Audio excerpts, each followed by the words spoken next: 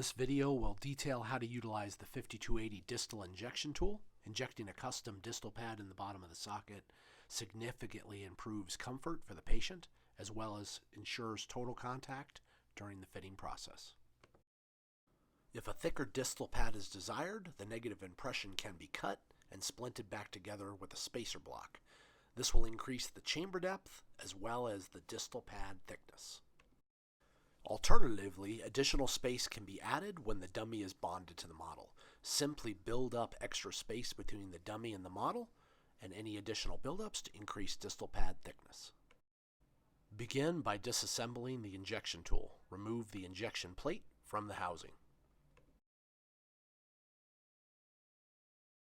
Apply a rubber band around the tool housing. This will prevent silicone from leaking around the tool during the injection process. Use Vaseline to lubricate the rubber band. Identify the 4-hole Euro pattern in the bottom of the tool. Insert the tool into the distal aspect of the socket with the 4-hole pattern facing downward. Use a 4mm wrench to adjust the position of the tool such that the hole patterns line up. Ensure your socket has a center hole so you'll be able to inject silicone up through the center of the socket. There are 2 threaded holes and 2 through holes in the end of the distal injection tool. Locate the 2 threaded holes to install the injection plate. Orientate your injection plate such that the center hole in the plate mates with the center hole in the distal aspect of the socket. Face the injection port anterior. Use the included 30mm screws to tighten the injection plate onto the socket. The injection plate should sit flush on the bottom of the socket to mitigate problems with silicone leakage during the injection process. Ensure your injection hole is anterior to make the process easier. There are 2 through holes on the distal aspect of the tool. This allows air to escape distally. If this is not desired, take measures to plug the holes prior to injecting. The 9-hole pattern in the distal injection tool should face upward when you have completed the installation. Check fit your test socket on your patient's residual limb. Ensure that the socket fits comfortably and the patient's residual limb does not slide down into the socket farther than anticipated. If necessary, add socks to help float the residual limb to the proper position in the check socket. The gap in the bottom of the socket should be proportionate to the buildup that you used during the modification process. Evaluate the trim lines and the hydrostatic tension of the socket and ensure that your fit is correct. Add the necessary amount of sock ply to float the residual limb in the socket properly. The void in the distal aspect of the socket should parallel the buildup that you applied to the limb during the buildup process. If the residual limb is going into the socket too far, add additional socks to help float the limb to the proper elevation. Use saran wrap to help protect the liner, socks, and residual limb during the silicone injection process.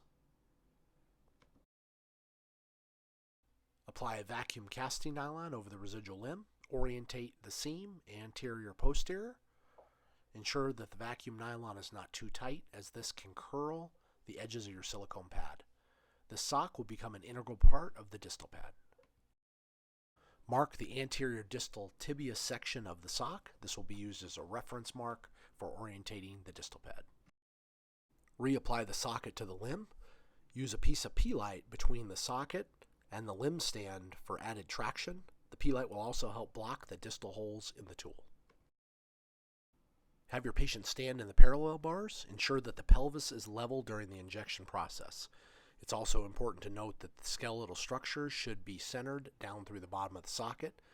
The tool should sit flush on the limb stand if the socket fabrication was done correctly. Inject EcoFlex 5 into the distal aspect of the socket. EcoFlex 5 is a fast-setting silicone with a 45-second pot life and a 5-minute demold time. Slowly inject the silicone into the distal aspect of the socket. Ensure that the silicone comes up evenly across the bottom of the socket. This distal pad will be used in your definitive socket.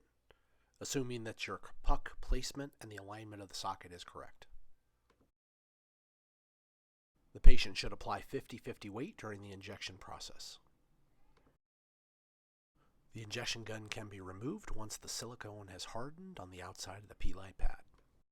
Allow the patient to sit and remove the socket from the patient's residual limb. Upon removal, inspect the distal pad. The pad should feather perfectly to the edges of the socket wall with no bubbles, gaps, or ledges that you can visibly see. Disassemble the distal injection tool by unscrewing the 30mm screws in the distal end of the tool. Pull the injection plate from the socket. Trim the remnant from the injection port. To remove the distal injection tool, install two 40mm screws into the threaded inserts in the tool. Place the socket on the bench or on the ground and apply your full body weight down through the socket. Mark the distal pad orientation on the outside of the socket. Remove the screws from the distal tool. Carefully pull on the nylon and remove the distal pad and injection tool from the distal aspect of the socket. Slowly pull the distal pad out of the injection tool. This will self-clean the tool. Inspect the distal pad. We are now ready to remove the nylon portion from the pad. Trim just proximal to the silicone feathered edge. Take care not to cut too deeply into the silicone, as this can leave a ledge and leave a transition line in the socket which can cause discomfort. Trim all the remnants and the flashing on the distal aspect of your pad. Light tension on each injection port remnant can help to produce a flush cut. To produce a center hole in the bottom of your distal pad, pull on the center remnant and cut under tension. Trim the proximal edges of the distal pad. Do not cut the pad too low. This can form a shelf on the edge of the distal pad. If you have injected a thicker distal pad, use a 1/2-inch punch and a hammer. Turn the distal pad upside down and punch out the center of the distal pad. The socket is now ready for the puck installation and patient fitting.